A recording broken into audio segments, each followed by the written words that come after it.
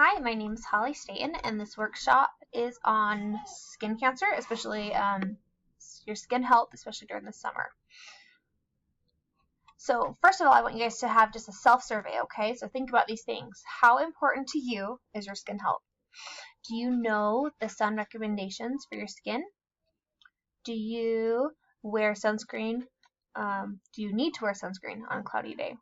And is sunscreen necessary during non-summer months?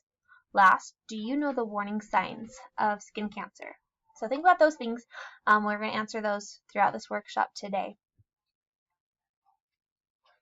So first we're going to talk about some skin cancer, some quick stats, okay? So first of all, skin cancer is the most common type of skin cancer in the U.S. We don't think of that often. I personally think of other cancers like lung cancer, breast cancer, things like that. Those seem a lot more common, but in fact, really and truly, skin cancer is the most common type of cancer. So there are different types of skin cancers. There's 3 different kinds specifically. So the first 2 are more common. It's the basal cell and the squamous cell carcinomas. And those ones are treated by literally just removing or cutting out the cancerous skin cells. The one that's scary is melanoma. So those are more dangerous than the other 2. And melanoma can actually cause death.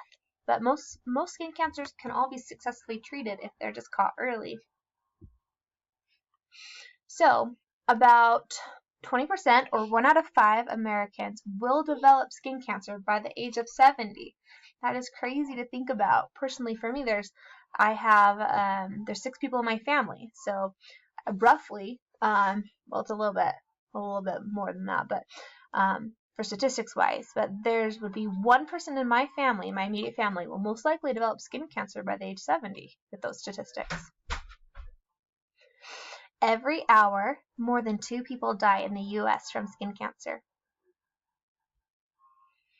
So sunburns have been attributed to increasing your chances of developing skin cancer as well. So if you've had 5 or more sunburns, then that doubles your risk of developing melanoma. So there's been a lot of previous health campaigns. There's been print, video, radio ads, billboards, social media. A lot of them I've seen use scare tactics, but there's some other ones that are helping to change the image of why we want to have healthy skin. So I just found a couple that I thought were fun and interesting.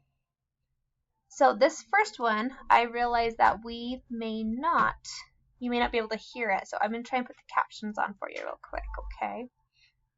Let's see. Hopefully I can do this. Oh, better pause it. Okay, let's see real quick. Hold on. Hang in there.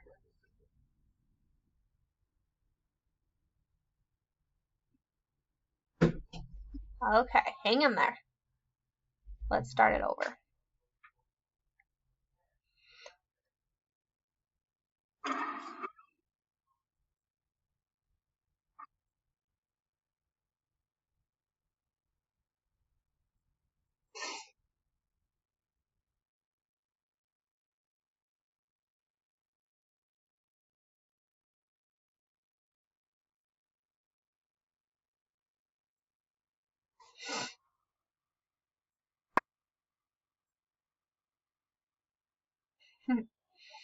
So I like this one because it reminds me of my childhood. It reminds me, I used to see this one all the time.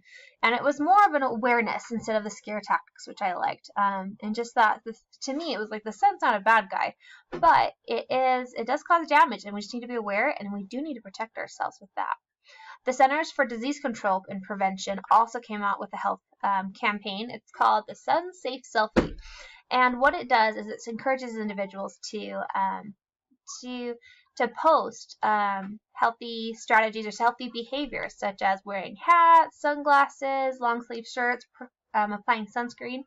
So they ask individuals to take a selfie or a picture of themselves protecting their skin and then upload it to social media with the hashtag #SunSafeSelfie.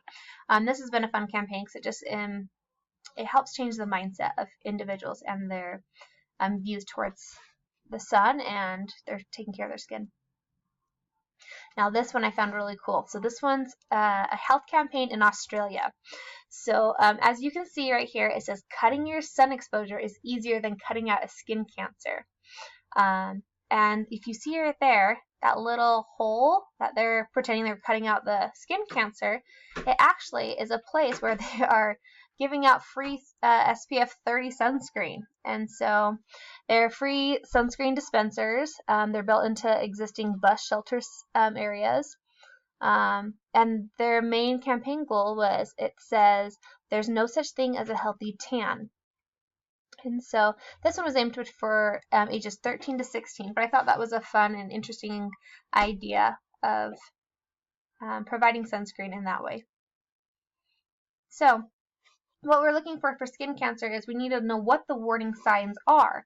And so those can be tricky because not all skin cancer looks the same. And so we have to remember to self-assess and look for those warning signs. So let's see.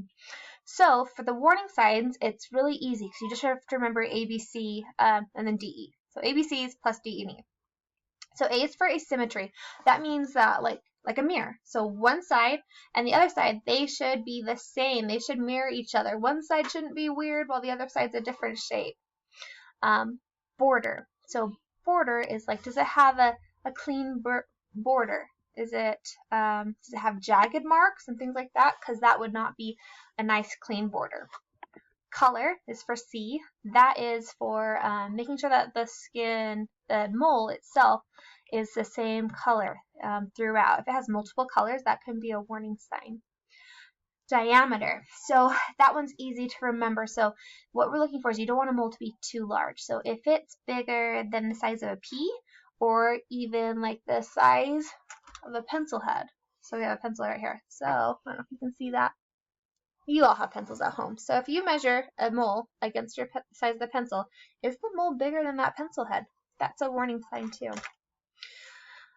Evolution for E. That means has this mole been changing? Has it been getting bigger over the past weeks or months? Has it changed colors? Is it getting more raised? Is it changing? Or has that mole looked the same for a very, very long time? So we're looking for changes. So next I'll kind of show you it's better examples than my explanation. Let's see. So A is for asymmetry. See how that one side's different than the other? Border, it's all jaggedy. Color, we talked about. Diameter. And then evolution, how it's changed in shape, color, elevation, things like that. So how do you prevent skin cancer? Well, I'll go quick because I see we're running out of time.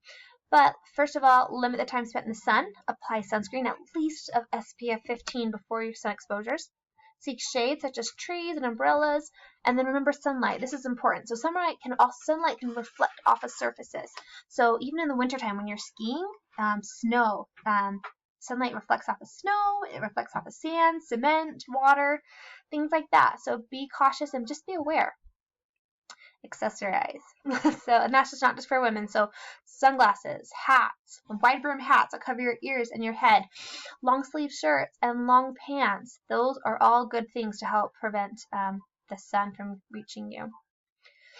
And so I want you to think about, make a goal for yourself how you can incorporate some of these ideas into keeping your skin healthy this summer. Are you going to try and wear more long sleeves? Are you going to wear more sunscreen? You're going to watch how much time you are out in the sun. So think about that and hope you apply that to your skincare this summer and this year.